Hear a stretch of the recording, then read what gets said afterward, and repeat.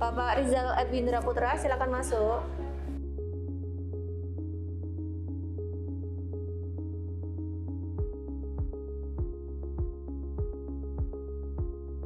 Iya Pak Rizal, ini keluhannya apa ya?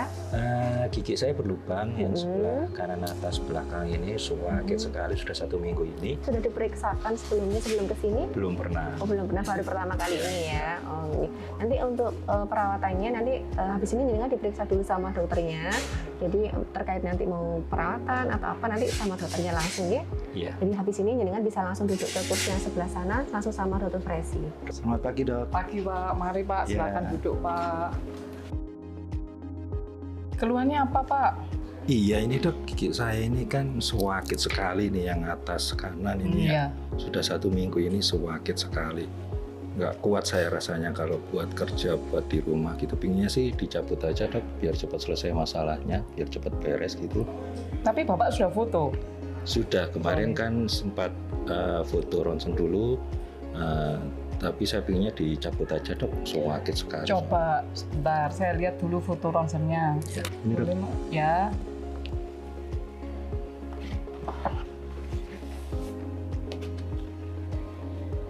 Keluhannya yang kanan atas ya Pak Iya, ya? betul dok. Berarti gigi ini ya Pak ya? Iya, yang betul, terus menerus secara spontan sakit ya Pak ya? Iya.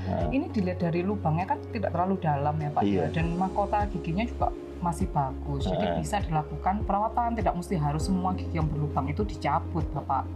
Nah, Perawatan dok? iya, namanya disebut dengan perawatan saluran akar. Apa itu perawatan saluran akar gigi? Perawatan saluran akar gigi atau root canal treatment adalah prosedur untuk mengangkat pulpa gigi, yaitu bagian akar gigi yang terdiri dari saraf, pembuluh darah, dan saraf. Tindakan ini bertujuan untuk mengobati gigi yang terinfeksi. Apabila gigi itu ingin dipertahankan, maka harus dilakukan perawatan saluran akar. Kondisi apa saja yang perlu perawatan saluran akar gigi? Perawatan saluran akar gigi umumnya dilakukan untuk mengatasi nyeri akibat infeksi pada pulpa. Selain itu, kondisi ini juga bisa dilakukan PSA. Gigi apa saja yang bisa dilakukan PSA? Gigi yang berlubang hingga dalam, gigi patah, gigi yang terdapat cedera. Contohnya, pasien jatuh atau pasien fraktur, itu bisa dilakukan PSA. Jika Anda mengalami kondisi ini, sebelum perawatan, diinformasikan ke dokter gigi. Contoh, gigi itu terasa keluhan terus-menerus, itu disebut dengan kondisi pulpitis akut. Nah, untuk pulpitis akut, pendekatan perawatannya beda lagi. Kita harus melakukan anestesi dan diobati dulu dengan antibiotik. Apabila Anda memiliki riwayat alergi terhadap anestesi lokal atau mungkin alergi terhadap antibiotik, bisa diinformasikan ke dokter gigi. Kemudian juga ada riwayat penyakit jantung atau hipertensi. Kita harus berkonsultasi dulu dengan spesialis penyakit dalam atau spesialis jantung, apakah bisa dilakukan anestesi lokal. Apa saja tanda Anda memerlukan perawatan saluran akar gigi?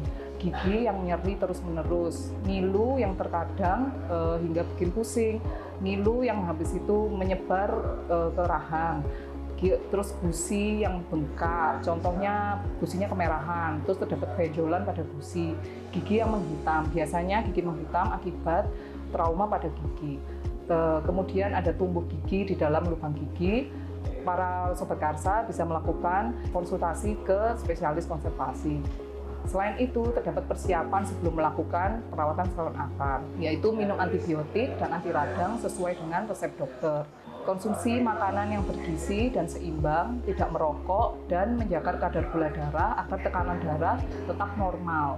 Kemudian, gimana prosedur melakukan perawatan saluran akar? Yang pertama, kita lakukan dulu foto panoramik. Kemudian, pada saat pasien datang, kita tanyakan dulu diagnosanya. Apabila dia terasa ngilu terus-menerus, kita harus melakukan anestesi lokal. Kemudian setelah itu, sebagai dokter, saya mempersiapkan alat-alat yang digunakan. Contohnya jarum untuk mengangkat jaringan. Kemudian saya akan mengebor dan membuat akses sehingga saya dapat membersihkan bagian dalam gigi.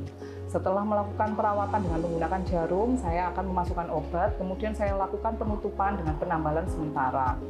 Kemudian pasien bisa kita konsultasikan atau kita ulang kunjungannya hingga tidak ada keluhan. Selama itu kita tutup dengan tambalan sementara, hingga keluhan tidak ada, saya akan melakukan penambalan permanen. Kemudian apa saja yang terjadi jika kita tidak melakukan PSA, padahal kita sudah tahu gigi kita sudah berlubang dalam. Pertama, terdapat komplikasi, jadi ceritanya gusinya mudah merah, mudah meradang, atau disebut dengan periodontitis. Kemudian terdapat abses pada gigi dan bisa melakukan penyebaran infeksi hingga rongga mata. Jadi Sobat Karsa, ayo yang merasa giginya berlubang atau sakit gigi namun tidak terlihat, jangan buru-buru dicabut ya. Masih bisa kita lakukan perawatan salon akar untuk mempertahankan fungsi gigi. Jadi gitu ya Pak perawatannya. Iya, Dok. Nanti 1 minggu kontrol lagi Pak. Siap, Dok. Ya. Terima kasih, Dok. Ya. Terima kasih, Dokter.